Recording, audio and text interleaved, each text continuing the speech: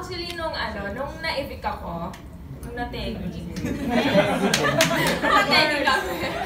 na-evict ako, na medyo it took time na magkaayos kami, pero naging okay kami.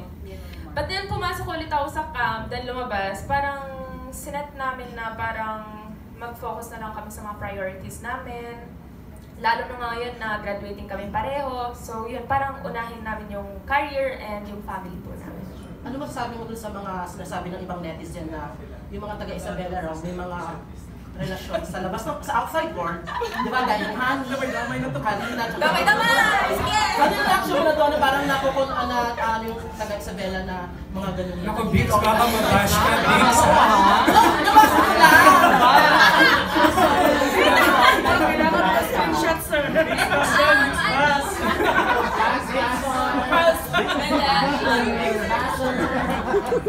Ganito kasi yan. Parang, wag natin idamay yung mga taga-Isabela. Ano kasi safe pa kayo ng school tatlo? True! Pero kadamay-damay! Kani, Karina, same school. Hindi. Parang may sarili-sarili kaming buhay. Parang wag natin idamay yung mga ibang taga-Isabela kasi syempre buhay ko to, buhay ni Honey, buhay ni Karina. Parang nagkataon lang talaga. Don't judge us. Tama na! Tama na! Tama na! Okay, thank you. And for Mary Grace, nasabi mo dun sa DWB na gusto mong maging parte, parang nakikipag ka kay Coco Martin na sana maging parte ka rin siya. Dito gano'n na? Nabash ako nun ha! Hindi pala, hindi ko na lang sinabi yun! Ay naman! Ambisyosa daw ako, oy! Hindi masama ha, dream big! Kaya nga, sabi ko kung mangarap naman, taasan naman, alangan mangarap maubos, oy! Baka di ba, nandito ka na sa dapat mangarap ka na ng malaki. Siyempre. Pero may nakakuha ka na ba na parang tawag na gusto ka nilang kunin for na siya? Ay, baka di nila alam number ko, kaya di na matawagan.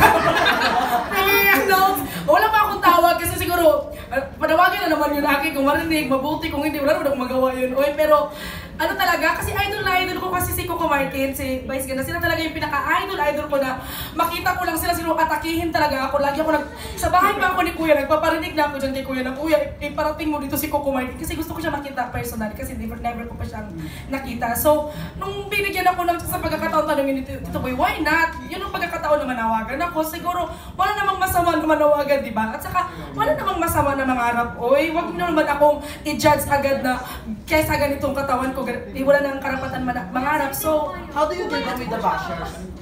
Ako talaga, tinatawanan ko na lang talaga ang mga bashers kasi nang dahil sa kanila, nakilala din naman kasi ako. Kung walang bashers, walang makakilala sa akin. Kung tanungin sino yun si Mary Grace, walang nakakailam. So, sa lahat ng bashers ko, I love you. Kahit masakit po yung mga sinasabi nyo sa akin, never ko po siya dinamdam sa sarili ko kasi mas kilala ko po kasi yung sarili ko. At ito po lagi kong sinasabi, mas mabuti nang i-bash ako ng mga taong hindi ko kilala, hindi nakakilala sa akin, kesa sa i-bash ako ng taong kakilala ko. Kasi yun talaga ako. Wow! And I thank you! Ano gusto mong Rosa Provinciano? Natagaluto nga! kasi masarap na kasi ako magluto. Balay mo baka magustuhan ni Coco Martin yung luto ko. Ihay na ako na kasambahay. Pwede lang, carry na yun. Okay, sana matupad yan. Yes, po. Piling ko matutupad yan. Hindi, magpapatawag tayo ng panibagong prensa. Pag lumabas na si Mary Grace sa ang probinsya. Anong feeling mo during the military week na ikaw yung pinili ni Honey na ilipat sa Camp Star Hunt? After the friendship inside the Camp Star Hunt, parang ganun pa rin yung ginawa niya sa'yo. Alam ko na, sabi ko na nga ba eh. Kasi nagsasorry siya tungkol doon. Pero sabi niya nga, ang explanation niya muna sa akin, if pag walang talagang nag-stand beside me, isa siya sa maglalagay daw. Pero nakita niya si Kuya Mark. So sabi ko naman sa kanya, explain ko din na, yun nga, yung time na yun talagang halos lahat na sila na kay Thea. Hindi ko pinapakita yung iyak ko kasi sabi ko, naniniwala pa rin ako na kahit isa lang, may mamimili sa akin. And very thankful na ako kay Kuya Mark, kahit na hindi si Honey, kahit na umiiyak-iyak siya doon, pero tama nga kasi yung sinabi niya doon na for the team din, for the housemates, yung kailangan nila. And I respected that, and sabi ko, oo nga, yun naman ang decision nila, so might as well really at least stand here and stand with someone na kahit isa lang, okay na yun sa akin. So wala naman naging ano doon kasi nag-sorry naman siya, kaya apology accept. Ano masasabi mo na maraming followers ang show ni? And kung gagawa ka ng kanta sa tambalan ninyo, anong kanta kaya? Anong title? OMG! Since yung compose song, so kikilig ka. Yeah, kilig-kilig. Yung sa Shawnee naman, natuwa lang din ako kasi syempre, nung nasa loob kami, problema yung between ako at si Honey. And iniisip ko na, ina-expect ko na paglabas namin, yun nga, may situation si Honey na ganito, ganyan. But then, nung paglabas ko, ang daming naman natuwa. So, sabi ko, yun ang nakikita nila and happy naman din kami na they still understood at some point yung kung anong nangyayari sa amin and they felt, yun nga, may mga kilig na moment. So, happy naman ako na may napakita kaming gano'n, napasaya namin sila, napakilig na rin namin sila.